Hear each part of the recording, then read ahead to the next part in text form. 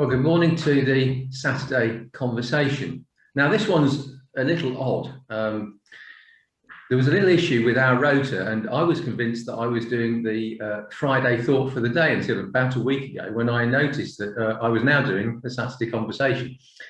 And a little short of time, both through work commitments and, I have to say, going out too many times during the evening this week, or hosting other people, I really didn't have the time to do anything particularly serious. So we're on a bit of a more light-hearted note today. Gary was going to be the person who was my technical assistant today. So I thought, well, I've got him anyway, so why don't we talk to Gary?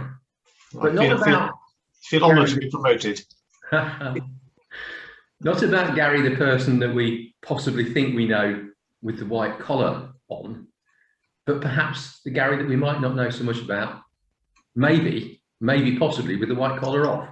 Now, we haven't rehearsed this in any way, shape or form, so I have given him the ability, if he wishes to say, no, I don't want to answer that question. So if he says that, as long as he doesn't stick to all of them, don't worry about it. So my first one is, Gary, if you found yourself suddenly completely free tomorrow and there were no logistical issues with achieving anything you wanted to do, what would you love to do for the day if you had a day absolutely free and could do anything you wanted?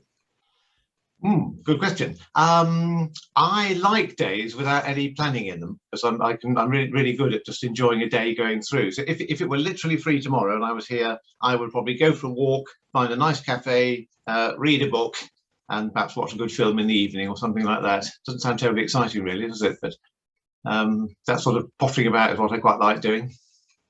Okay. I was going to ask you about sort of TV related things later. So right. You've already sort of taken me there slightly. If you had your choice of TV, or maybe what you've watched something recently, what's really grabbed you that you've been watching, or something you'd love to watch that you haven't yet managed to watch? Okay. I mean, I find TV is a good way of sort of unwinding at the end of the day. So most evenings I will, before going to bed, even we last night we got in quite late, and I just watched one episode of The Big Bang Theory, which I'm on probably about my 10th time running through it, and I just think that's endlessly entertaining. It's a really good show. I suppose I'm more into drama than sort of documentary. I mean, I watch news and things as well, but I watched Vigil recently in the submarine, which I don't think you've seen yet, Mark, have you? And yeah, I've seen it. Yeah. You have seen it. Must be somebody else. Yeah. I mean, I thought that was absolutely gripping. I do like a good story. I'm not particularly keen on blood, so some of the more extreme ones, especially some of the sort of Scandi noir stuff, I find just a bit too gruesome for my liking. But I do like. I think by the time I get to sit down to watch TV, I want something that's relaxing and entertaining, rather than anything that's going to be too serious at that stage. So I do tend to use television as an unwinding. So all the detective-y sort of things and the drama type ones I like. Very good. Yeah, I have to say we're into all the Scandi stuff, but that's quite good for me, because I find it very difficult to hear what's going on in any language. I can have the subtitles on, and we both have to have them on, because neither of us speak enough of any of the languages to have them out. Although I'm very good at yes, no, and he's dead now in several languages. Yes. It's interesting. When I think back at things, I sometimes can't remember whether I've seen subtitles or not. Because I think you get used to watching the subtitles, don't you? And it becomes like hearing it. Yes. In the same way. Yes. And somehow it's still possible to completely see what's going on the screen as well as read the subtitles at the same time. I always used to worry to start with that I'll be so busy reading the words that I wouldn't actually see the picture. But it does seem to work. So Ah, right. Okay. So so a good detective or a bit of humour. We were also talking about Rev last night, weren't we? And we were. What a great series that was. That was great. I think we're a bit short of good sort of half-hour comedy things at the moment. I mean, I loved when I loved the Detectorists when that was on for a bit, wasn't it? And there was the Derry Girl. Oh, and the Young Offenders. That was another Irish one as well. I think we need good quality sort of comedy stuff as well. Seems to me to be missing at the moment. Oh, there's three that you've mentioned that I haven't watched at all. So I'm going to have to widen my taste a little. I'm going to ask you a very mundane question now. You live most of the time alone. Mm. You can't palm off any of the things that you don't want to do around the house. So I was wondering, what are the chores that you like, and what are the ones that you really, really hate? Okay. Um, yes, I do live alone. I mean, that's been quite a story, really. It's not just on that bit, because when I was in a curate's house, um, 35 years ago or something, I ended up having people coming to stay. And then when I moved to Forley, the parish assistants came and lived in the rectory, because that was the most economical way of having them. Two of them met their wives in the rectory as well, which was jolly good. Then I went to Swaithling, and at Swaithling, that was kind of peak occupancy, because I started off by having a student for a few weeks because the university was short, and he stayed 3 years. And then that happened several times again. And Craig, of course, arrived in that time too. And in 2006, I had a bit of study leave, and I decided to spend a month on my own in France, just to see whether I still like living on my own, or whether actually I needed to live in community as well as having lots of friends and things, and discover that I really do like living on my own. So that's fine. And it's worked out really well here, because I've had plenty of space for the family to come and stay in lockdown and all that sort of stuff. So that's the prequel to the question. I do think a good clean toilet, I've mentioned this before, is very satisfying. And I've got a reasonably good weekly routine for keeping clean. I have had cleaners in the past, but actually they never do it quite as well as I want. So I've decided it's easier to do it myself. I think the most soul destroying bit is the dusting, which is just such a faff. But, I was doing assembly a couple of days ago on Thursday in Bremer School. Told a lovely story about caring for the world. And I happened to mention at the end that the spiders had moved in when there was cold weather the other day, which generated a huge conversation about they've all got spider stories. It turns out every child has a spider story. I mean, the dusting has to be done, but that's probably the most joyless task I do, I think. Yeah, well, for me, it's the Hoover. I can't stand the noise that it makes. It just really grates with me. So I absolutely hate Hoover. I'd rather do anything other than Hoover. Okay. I'd happily stand doing the ironing far more than I would ever do the Hoovering. Yeah. The only way I can get the cleaning done is by getting up early and doing it. I get out of bed and do it on sort of 3 days of the week. Toilets, hoovering, and dusting. Right. And that just keeps on top of things, and the other things get sort of done in between whiles. Okay, so perhaps we'll turn to something with a little bit more depth to it. We all know that you have a love of church music. We know you have a love of classical music. Are there any other genres of music that we don't much hear about from you that you like and you listen to? Yes, now that's interesting. I suppose the thing that the people are least likely to know about is, I was very, very taken in the 60s. I was actually sort of into pop music in the 60s. And then in 1969, I think it was, the Seekers broke up. And after that, everything went pretty much downhill. And then when I was so I still love the Seekers. And if I'm somewhere where I can't get a radio at night, and I can't sleep, then it would be the Seekers I would put on an iPhone or something to do that. I love Simon and Garfunkel. It's a sort of folky type stuff. And I then, at college in the 80s, had a friend who played John Denver all the time, and eventually I got sucked into that as well. So I've got a sort of a number of albums that I use, and actually, when I start listening to them, I know I'm really under stress. It's a sort of warning sign when I reach for that.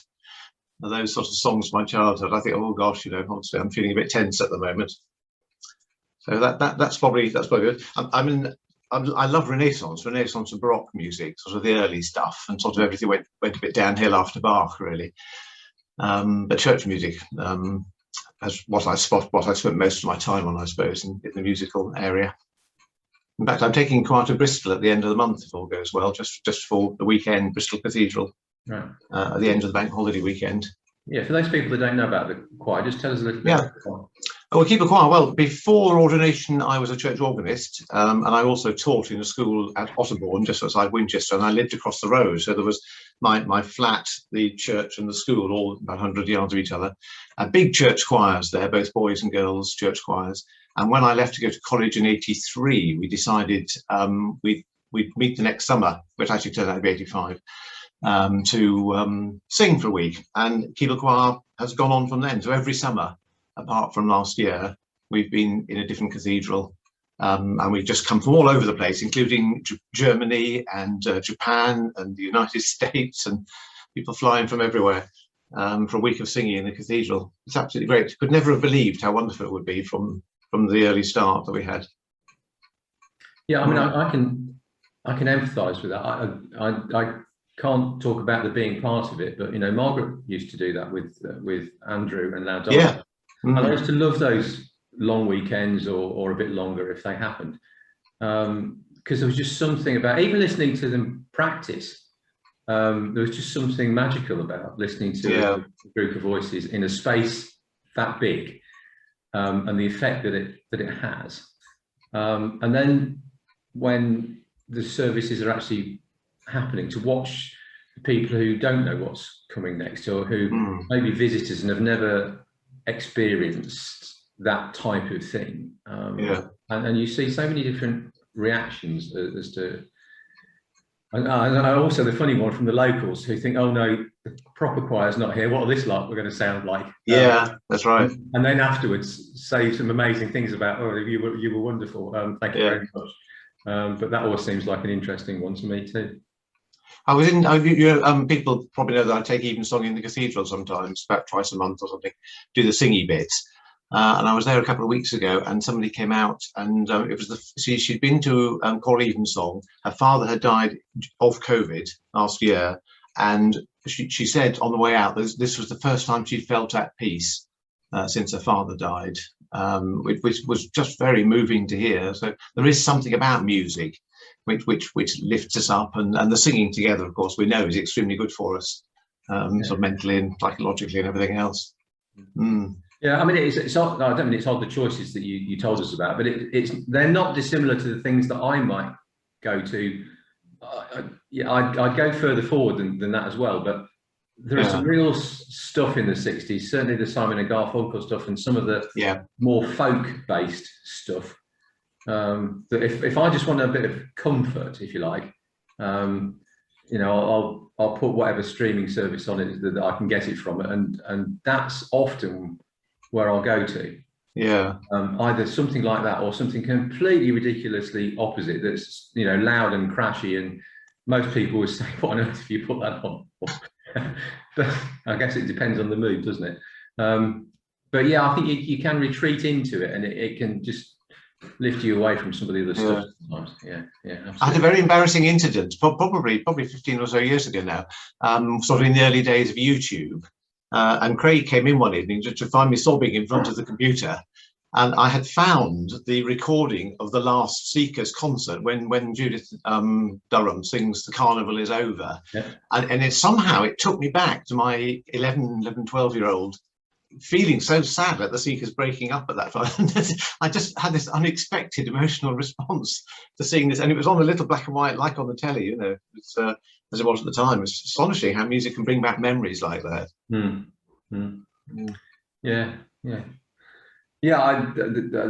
are songs that stay with you and bring in different emotions and whatever, aren't they? Absolutely. So you mentioned about being a teacher before you were ordained, and I know you did one or two other sort of temporary things as well. If you hadn't gone where you've gone now, what other avenues do you think you might have pursued if you decided that you were going to do something different? Well, life is a funny business, because my original plan, we moved. Well, I was in one primary school, and then when we got to secondary, my father's job took us all over the place. So we moved to Ayrshire for a bit, and then back down to Buckinghamshire. So I was in 3 secondary schools, and my plan as I went to the 3rd one, which was in the 5th year, what's that now? 10, isn't it? Is it 10? Yeah. Anyway, the one you do your O levels. That's when we moved back, and I had planned to do a physics degree and get into sciences. And then I was told that if you did music, you didn't have to do PE. So I added a music O level. And somehow, and I've never quite worked out how, I moved from the sciences to the arts. I did German and English and music, and then went off to university to do music, and then did a teaching after that. I don't know if I hadn't, I mean, whether I would have stayed in teaching. I mean, teaching these days is just so different from how it was when I started. I'm not always convinced that the children necessarily learn more, but it's certainly a very different way that things are done. And the skill of teachers these days in individual, what do they call it now? There's the progress, keeping all the progress markers and things. Teachers is fantastic these days. So whether I would have survived right through, who knows? My first one, like everyone, I wanted to be a policeman, first of all, of course. But then I had little bits selling shoes and working as a verger in a cathedral and a security guard for Security Corps, looking after the QE2, amongst other things. It was safe in my hands. So I'm not quite sure. It's an interesting question, because I started thinking about ordination when I was about 13. Right. Rather to my parents' surprise, I discovered, so I'd always thought they'd taken it quite well, but it turned out later on they were a bit shocked. So I suppose that sort of feeling had been with me all through sort of teens and university and teaching and so on. So I hadn't really considered many other avenues. Yeah, I love teaching, and I did love teaching, and a lot of clergy were teachers. There's a lot of transferable skills from teaching to ordination. Yeah, it's interesting. I had no idea what I was going to do at 13. I had no idea what I wanted to do at 18. And so I just fell into banking because my mother had a friend who was the local assistant bank manager and got me an interview. But I often think, I'm sure there were many other things that I might have found in the long run more enjoyable than I did, but you just don't, you have no idea. I still have a craving to do something with my hands that I can actually step back and say, I created that or whatever. But whether I'll ever get, we keep talking about the social enterprise, don't we? The upskilling social enterprise. That's still very much on my mind as something that we ought to be trying to do to encourage and train up young people in skills. Minded. I do say to young people when they talk about this, I don't think people should panic if they don't know what they're going to do when they're young. I mean, some people will just fall into something, like you've said. I had a child who was sort of slightly overshadowed by his older brother in school. I'm still in touch with them, and he did various sort of jobs. But actually, he got a job as a bearer at the Undertakers, not here, in another place, and that was the thing that suddenly sort of switched him on. And he's taken all his qualification and is now a field director, and it's just fantastic to see how he's bloomed by just finding that one thing that sort of switched him on. But life takes us in many interesting directions. Yes, definitely, yeah. This is the one that you can choose more than anything not to answer if you want to. Okay. I think we see a Gary who very seldom gets flustered about everything, always appears to take everything completely in his stride. But I was wondering, what really does wind you up and make you throw your toys around? Oh dear. Well, so there are some things which are silly. Like I do seem to, my mother dropped everything, so that we don't have any complete sets of anything. She sort of dropped it all, and I'm becoming like that. So dropping things is a thing that I find completely maddening. Because it just happens, and you can't think why you've just dropped something. It's interesting. I mean, fortunately, I think on the whole I'm reasonably calm, but sometimes you might have seen this occasion. There is just something that sort of touches a nerve, and I can get a bit cross, perhaps twice a year or something, and I always feel dreadful afterwards when it happens. But it's something, I think it's usually something which has been sort of niggling away. Somebody says something and it keeps sort of saying the same thing, and eventually I think I can stand this no longer. So I don't get cross often, and I always regret it when I do. And it takes me a while to calm down when I have.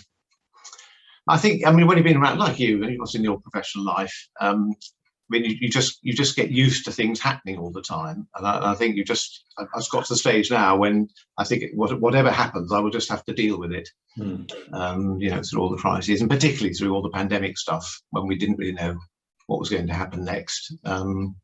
And then the next set of regulations came out, and you just have to sort of get on with it. I think that's my general approach to life. Well, thank you. A couple more. We nearly always see you dressed similarly to how you're dressed now. Are there places that you would choose not to go with your collar on? Yes, I mean, the collar business is interesting.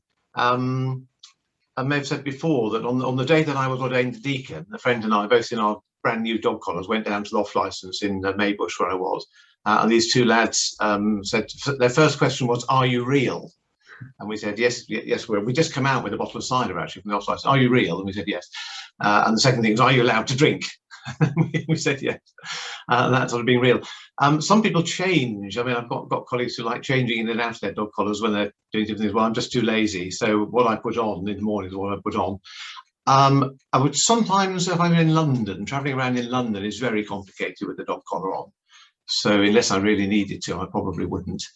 But there is no escape. So recently I was paddleboarding down the River Stour at Wareham. And a passenger boat came up with some tourists on, and all these people started waving and saying, "Hello, Gary," and it was Kate and Andy Wilson on the boat. So I was just in my swimming trunks on that occasion, I think. That might look a bit strange with the collar, actually. That would have looked a bit odd, yes. So it's sort of a habit, really. On holiday, I don't on holiday when I'm away, but partly because I don't think I sort of separate life into what's work and what isn't work, really. I mean, I think life is just life. So I don't feel like if I'm going to the shops to do something, I mean, if I'm shopping here, then I'm still at work. I'm still doing my ministry as I have done this morning, just bumping into somebody in the co-op. So I don't feel the need particularly to sort of change my personality in and out. But others have very different approaches to that, and that's yeah, and there are quite a few that I know that even struggle to wear it when they should be wearing it. Feel much more comfortable. Yeah. I mean, I used to call it my flexible friend. It does open many doors, but it probably closes doors as well. I mean, there are probably, for the people who come and talk to you because you got a dog collar on, there's probably another load hiding around the corner who have run away because they see you coming. It's a bit too edged. Okay, right. This is the last one. And it's a bit corny, I know, but it's one that people ask people quite a lot. Is there anything that you can tell us that you think about you that we don't know, something that none of us know that Gary has done in the past? Right, okay. Oh gosh, I probably really noticed for that one. Anything that I've done? Yeah, well, I mean, not that many people would know I've danced for the president of Uganda. Well, that's probably good enough. Is that good enough? Yeah. How did that happen then? That was when we were there in 2015 for the centenary of Christianity, and there was one of the longer services, slightly longer. It was about 7 hours, the service, but Museveni arrived after several hours, and so all of the people on the platform, all the dignitaries, as it were, we all got up and joined the masters and clergy dancing. All right. So I've got a photograph of it too. Very good. I think I might have stayed firmly planted on my chair, but there you go. Well, it's one of those things you didn't have much choice, you know. It's just that wasn't really an option. Right. Otherwise, I would have taken it had it been an option. Oh well. Look, listen, that was great. Thank you very much. Sometimes it's just nice to have a bit of a conversation about. Well, I don't say about nothing, but about something that's a little more light-hearted. I know there was something you thought you might like to finish us off with. I thought I'd finish with a psalm. Not only because I like Psalm 67, but also I love the prayer. In our daily prayer books that we use, or on the daily prayer app, which you can get on your phones, after each psalm there's a little prayer. And Gail very kindly collected all of these together for me, and I use them quite often in different ways. So Psalm 67 says, "God be gracious to us and bless us, make his face shine upon us, that your way may be known upon earth and your saving power among the nations. Let the peoples praise you, O God, let all the peoples praise you. Then shall the earth bring forth her increase, and our God, our own God, will bless us. God will bless us, and all the ends of the earth shall fear him. And the prayer goes, in the face of Jesus Christ, your light and glory have blazed forth, O God of all the nations. With all your people, may we make known your grace and walk in the ways of peace for your name's sake. Amen. Amen. Gary, thank you. I know that might have been slightly difficult as you didn't know anything that was coming, but it's just been good to have a chat. Great. Thank you for the idea and for suggesting it. No, that's all right. For those of you watching today, there's going to be something online tomorrow at 10. There is, coming from Fordingbridge tomorrow. Right, okay, so that's 10 o'clock. And so if we don't see you around the patch, you can join us at 10 o'clock then. And we'll say goodbye. Goodbye. Goodbye. Thank you, Mark.